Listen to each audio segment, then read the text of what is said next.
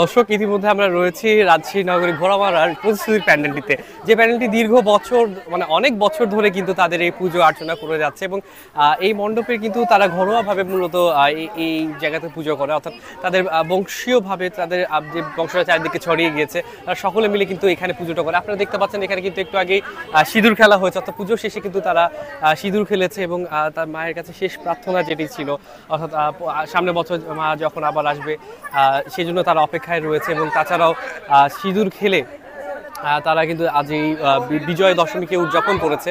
এবং তাছাড়াও দেখতে পাচ্ছেন যে এখানে সবাই তাদেরকে প্রণাম করে প্রসাদ খাচ্ছে, কেউ প্রণামী নিচ্ছে এবং এখানে কিন্তু তাদের বংশীয় যে উৎসবটি সেই জন্য কিন্তু একটি বেশ জমজমাট হয়ে উঠেছে। সকলে এখানে এসছে এবং বিভিন্ন জায়গা থেকে দূর দূরান্ত থেকে আসে।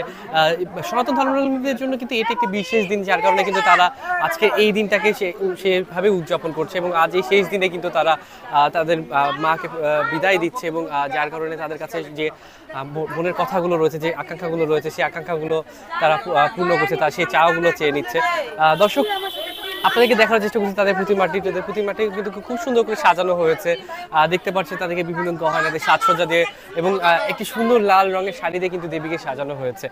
তাছাড়াও কিন্তু আজ দশমী এবং দশমী ছাড়াও অষ্টমী নবমীর দিনেও কিন্তু এখানে যে পরিবেশ, উৎসবমুখর পরিবেশ ছিল, উৎসবমুখর পরিবেশে কিন্তু আমরা দেখেছি যে এখানে নাচ গান এবং আনন্দের কিন্তু কোনো অভাব ছিল না এখানে। এবং এখানে কিন্তু এখন শেষ মুহূর্তে মায়ের সাথে ছবি বা ফটো সেশন চলছে, আমরা সেই জিনিসটা দেখার চেষ্টা করব।